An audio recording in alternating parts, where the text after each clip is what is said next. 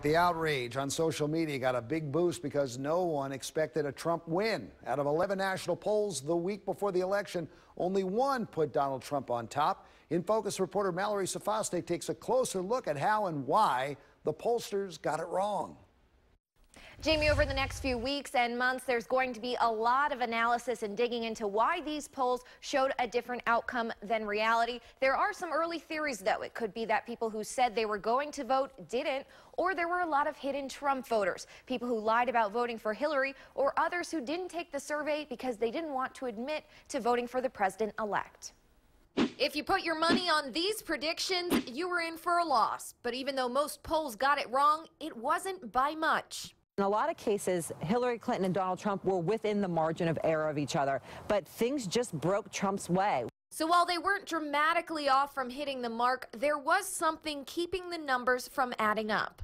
There's a few things that can go potentially wrong. Pollsters rely on two fundamental things. One, individuals telling us the truth of their likelihood of turning out, and two, them telling us the truth about their voter preference. And so right now it really remains to be seen where the error lies. Jason Vasquez is a student at Goucher College. He thinks people lying about their presidential preference could have affected the polls. A bunch of people I know would say that they're voting for Hillary, but if you ask them behind closed doors, they lean in and be like, I really think I'm going to vote for Trump. And I feel like there are a lot more people like that than originally planned. Another reason could be people changing their minds about voting based on what they saw in the polls. They see, oh, Hillary's going to win, so we don't really need to do it.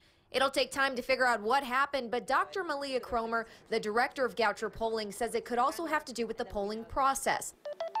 Most are done using a dual-frame telephone sample where pollsters call household landlines as well as cell phones, but they're finding that people are becoming less willing to participate when they're called. What pollsters refer to as non-response bias. So these are individuals that when pollsters called their households or cell phones, they just opted not to answer the survey, thus introducing a systematic bias of under-calling or under-sampling Trump voters, not because the sampling or the math was wrong, but because individuals, for some reason, perhaps a distrust of media, were just not interested in opting into the surveys. To get around that, she said there could be a shift in how polling is done. We'll see the introduction of more non-probability based but representative online samples, and that methodology is really still very new, and pollsters are really trying to work it out. A shift in the science to better predict history. The only thing that matters in American politics is who wins or who loses. While the national polls were somewhat off, the Goucher College poll in Maryland was fairly close. Clinton won 60% of the vote, while Trump won 35%. The Goucher poll from September showed Clinton winning 58% of the vote and Trump with 25%. Dr. Cromer said they didn't do anything special. There just wasn't a lot of campaigning in Maryland.